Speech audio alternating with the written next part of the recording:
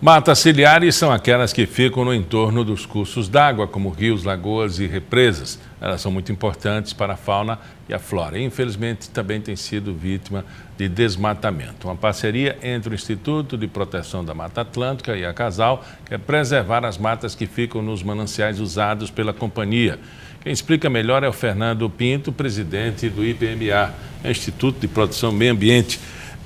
Professor, a importância da ocupação, né, e da preservação através dessa ocupação, mas desenvolvido de forma científica, né, com conhecimento, né, faz inclusive germinar em pontos que já estavam, vamos dizer assim, escondidos pelo tempo, né, e pela ação humana, né?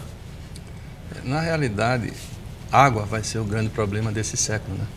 E nós não cuidamos dos nossos recursos hídricos. E quando nós falamos com relação à preservação de mata ciliar, é porque particularmente no nosso estado, quase toda a nossa mata ciliar já foi destruída. E a mata ciliar é muito importante para a preservação dos rios, lagos, lagunas, porque o nome está dizendo, né? Mata ciliar, é a proteção dos rios. É a função que nosso cílio tem, que é proteger nossos olhos, é a função de uma mata ciliar. Então, quando você tem um corpo d'água que você não tem a mata ciliar, todos os resíduos, depois de uma chuva, eles são carreados diretamente para o rio, porque é a mata que tem a função de filtrar isso, não existindo. E o que está acontecendo, principalmente aqui no nosso estado, é que basicamente todos os nossos rios estão assoreados, e cada vez mais em função da falta da mata ciliar.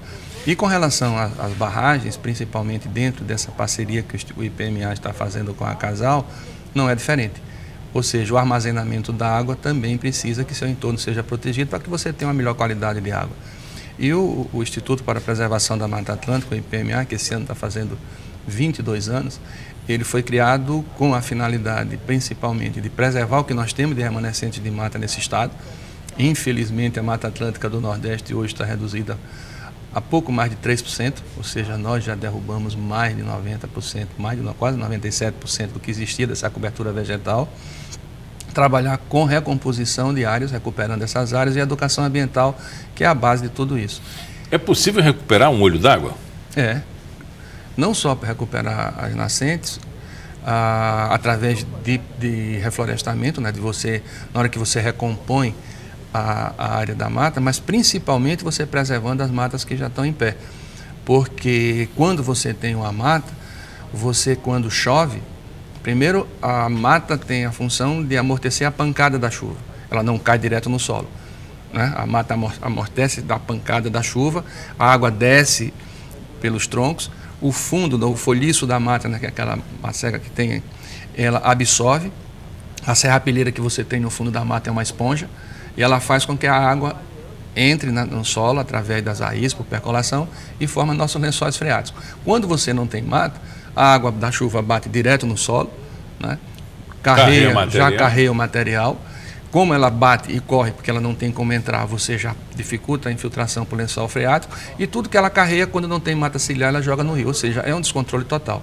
Então, quando você faz a recomposição das matas ciliares, você procura ter esse equilíbrio, principalmente para que você mantenha esse corpo d'água assim, limpo, né? Evitando que haja escarreamento de resíduos para ele. E é possível detectar um olho d'água que já está desativado há bastante tempo? Principalmente por informações, né? Porque quando você não tem a mata para poder absorver essa água e formar os lençóis freáticos, a tendência vai ser mais embaixo as nascentes secarem, né? Então, com a recomposição das áreas, você melhora muito essa condição, né? Porque a mata ajuda a recuperação do lençol. E existe, inclusive, a Secretaria de Recursos Hídricos, hoje, ela vem fazendo um trabalho muito interessante de recomposição de nascente dos olhos d'água. E como a legislação diz que em torno da nascente 50 metros é protegido por lei, o simples fato de você reflorestar esses 50 metros de raio em torno de uma nascente já ajuda muito esse manancial. Agora é um trabalho de formiguinha, né? Porque você tem um mundo de nascente hoje prejudicado, e o que a gente está fazendo, não só a Casal está entrando agora, mas principalmente com o setor sucroalcooleiro, a gente já vem fazendo esse trabalho há mais de 20 anos.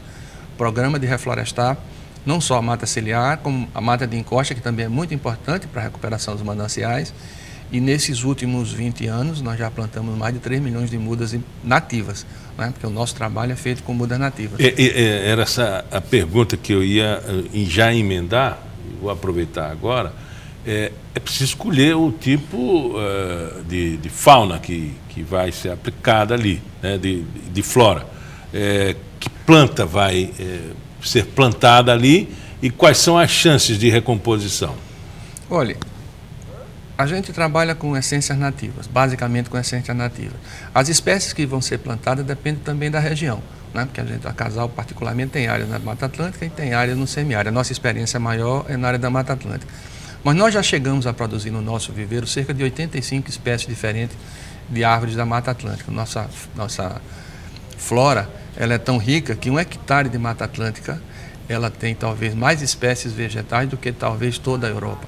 É riquíssima a variedade, nós temos mais de 400 espécies diferentes. Mas a melhor forma que você tem de fazer um reflorestamento não é só o plantio.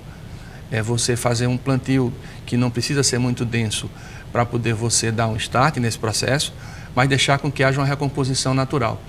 Porque na recomposição natural você tem uma quantidade de variedade de espécies muito maior do que você simplesmente fazer o plantio. Mas quem que traz?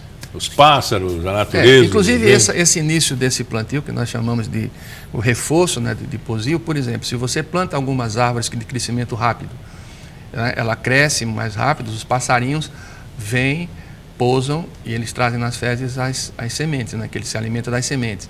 Existem outras metodologias, por exemplo, de você colocar na margem dos rios, ou na área onde você está querendo fazer a mata ciliar, você colocar garranchos lá, que isso faz com que os lagartos, com que os roedores procurem abrigo, e ele também traz a semente, enfim. Então é uma coisa que se junta, né? Fauna e flora. Com certeza. Flora não tem como você dissociar isso. Agora, quando você deixa uma recomposição natural, você tem uma ajuda da própria natureza, né? Porque você tem aquelas plantas que nascem primeiro, mais rápidas, que são as primárias, né? Que você tem baúba, por exemplo, é uma delas. Quando você abandona uma área, as baúbas crescem muito rápido e elas vão fazendo sombreamento, as folhas vão criando um substrato e é um processo lento, lógico, a recomposição é um processo lento. O que a gente faz é acelerar esse processo. Na hora que você planta, sei lá, 200, 300, 400 árvores por hectare, que é o que eu acho ideal, apesar de você poder, se quiser adensar mesmo, você pode plantar até mais de 1000. Mas esse é um processo que você fazendo esse plantio, aí vem a outra parte, que é a preservação disso, né? A proteção disso. Você tem que ter protegendo essa área, provavelmente com cerca, os cuidados que você tem, principalmente com relação à formiga. Quando a gente faz um reflorestamento, você tem que fazer logo um combate à formiga. Carneiros, né? Por isso, carneiro, cavalo, as pessoas, inclusive, no interior têm esse hábito. A gente já teve esse problema de você fazer um processo de reflorestamento. Normalmente, a gente sempre planta com criança. O resultado é fantástico, porque eles passam a se sentir dono, eles passam a cuidar. E, de repente, um cara chega lá, solta uma vaca, solta um cavalo e ele come as plantas que nós plantamos numa noite, né? Então, todos esses cuidados a gente tem que ter. Então, você cercar a área, colocar placas, que aquilo é uma área de recomposição. Mas uma coisa que funciona muito bem, que é um carro-chefe do nosso programa, é a educação ambiental. Então, nós sempre que fazemos um programa de plantio de mata ciliar, de recuperação de nascente, essa experiência que nós vamos ter muito interessante com a Casal, que vai ser reflorestar, compor as áreas de mata ciliar dos mananciais, das barragens que servem. São quantos? Nós estamos pretendendo iniciar com uns 4 áreas. Mas isso é um programa que você tem início, mas não tem fim, né? Porque à medida que você vai plantando, você vai ter que estar dando continuidade, fazendo reforço, fazendo acompanhamento. Mas a intenção nossa é nós termos condições de fazer um trabalho de recomposição de área ciliar dessas barragens da Casal, se possível, de todas elas, né? O que pode acontecer, por exemplo, a escolha de uma árvore que não é nativa, uma árvore que, vamos dizer assim, que é do estado do Paraná, muito peculiar daquela fauna. Pode acontecer algum problema? Não é o ideal, né? A gente está priorizando o plantio com árvores nativas.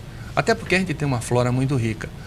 Lógico que você tem algumas árvores que são assim, importantíssimas, e principalmente para atração que uma coisa que a gente faz muito é fazer o plantio e colocar nesse plantio árvores que produzam semente para você atrair fauna, né? Mas não é o ideal. Nós não pretendemos, nesses programas de reflorestamento, plantar essências que não sejam nativas nossas. Agora, é lógico que você tendo algumas árvores que sejam de fora, ele não vai causar impacto, mas O ideal é que você faça o máximo possível todo o programa de recomposição com essências nativas. Uma experiência de fim de semana, de uns amigos, relatos, observou tantas pessoas tirando lenha de mata naquela área da região norte, ali, Tatuamunha, São Miguel dos Milagres, e foram tantas pessoas que chamou a atenção. Que às vezes uma pessoa tirou um galho de uma árvore, mas eram muitas pessoas. Isso pode prejudicar o andamento de um projeto como esse? Isso prejudica e muito.